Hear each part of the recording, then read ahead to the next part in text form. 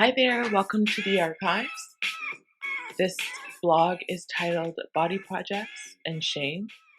In Octavia Butler's Parable of the Sower, the protagonist, Lauren Olamina, overcompensates for her sense of unworthiness, driving her to perform a sort of self-assured superiority.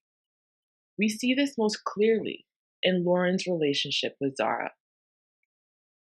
While both Lauren and Zahra are Black women, there was a power imbalance between the two because of Lauren's more privileged location, which put her in closer proximity to whiteness. Although both women were poor and of the same community, Lauren had access to more resources. She was educated and raised in a two-income household by parents who held positions as leaders, educators, and professors. Zahra, on the other hand, was a former street-involved poor woman whose mother had sold her off to a man in exchange for money. Lauren was a community organizer and teacher, even in her youthful age. Zahra was a stay-at-home mom. She was married to a misogynistic and controlling polygamous husband. Lauren could read and write, while Zahra was taught to do so by Lauren. There were clear power differentials that favored Lauren. For these reasons, she had grown up never taking Zahra seriously. Despite the advantages that Lauren enjoyed because of her privileged position, she was also plagued by insecurity and jealousy because of Zahra. Zahra reminded Lauren of her own inadequacies. Throughout the novel, Lauren laments Zahra's hyperfeminine beauty in comparison to her own androgynous features. As the eldest of all boys, Lauren had internalized the stereotype that women, femmes, and the feminine were weak, and men and the masculine stronger, more well protected. "I intend to go out posing as a man when I go," says Lauren, regarding venturing outside of her community for the first time, onto what is described as the dangerous highways of California.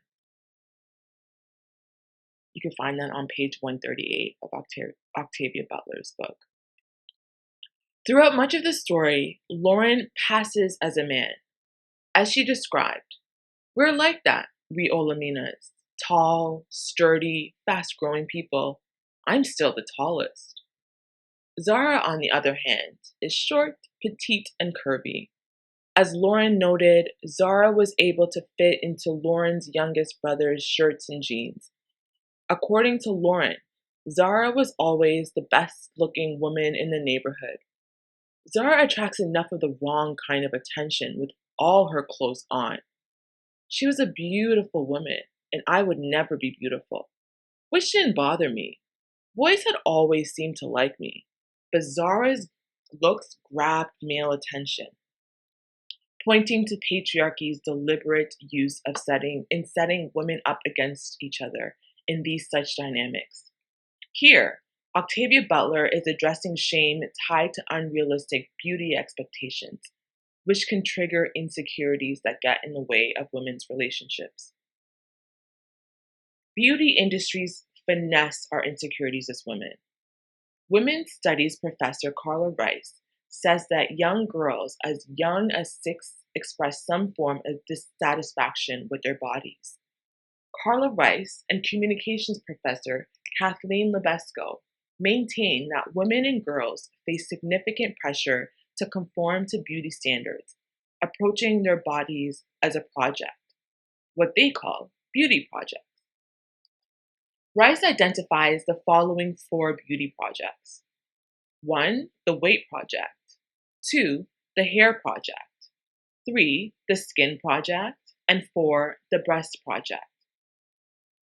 For Anderson, our body-centered cultures mean that we view our obsession with weight, skin color, hair, breasts, and now butts, that's a self-drag, lips, vaginas, perfect skin, read no acne, no blemishes, etc., as projects. Skin project. According to Evelyn Nakano-Glenn, colorism is an issue for intra and intergroup inequality as lighter skinned members of racial minorities enjoy higher average levels of education, income, and occupational status than darker skinned members of society. Women and other women of color internalize these messages. And beginning again from her book, An American Story, Deborah Dickerson, a Black military woman, candidly shares how deployment in Asia for 2 years made her aware of liberal concepts like internalized oppression, self-hatred, and false consciousness. And those are her words. Dickerson writes, I knew I suffered from all three. I felt silly. How could I hate Black people? If Black people were no good, then I was no good. My mother, my sisters, strangers on the street, that couldn't be. I had a lot more thinking to do, but the more I lived, the more all of my assumptions were crumbling. These themes that Dickerson raises have historical roots. According to Rice, during the 17th, 18th, and 19th century, the superiority, I can't even say the word, of white over dark was scientifically proclaimed. As white Europeans needed a convincing justification for slavery and colonization, dark skin became associated with evil, ugliness, disease, and deformities, while white skin was associated with purity, cleanliness, youthfulness, beauty, and empowerment.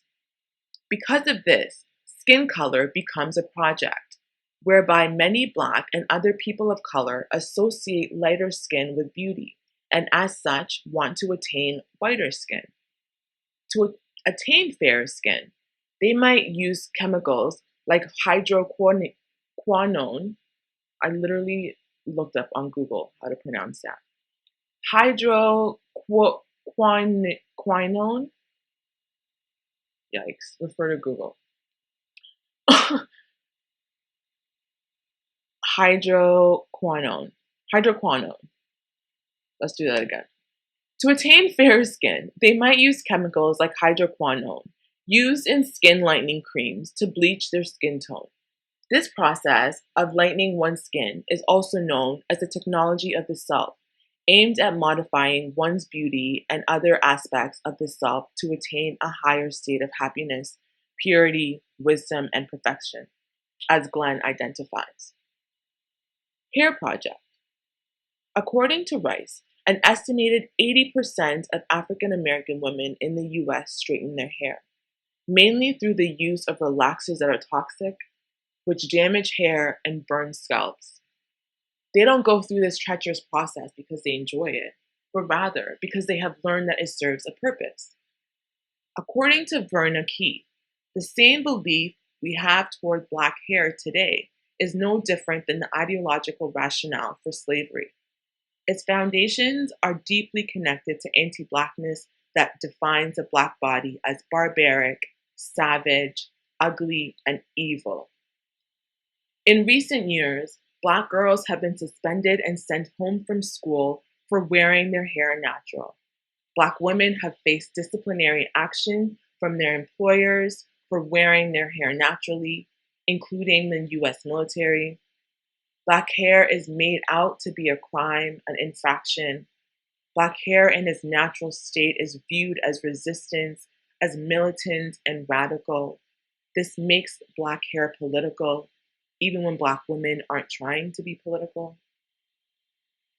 Weight project. Both Carla Rice and Kathleen Lebesco critique weight as a project. In How Do You Fuck a Fat Woman?, Kate Harding addresses the ways in which fat women are made to feel undesirable.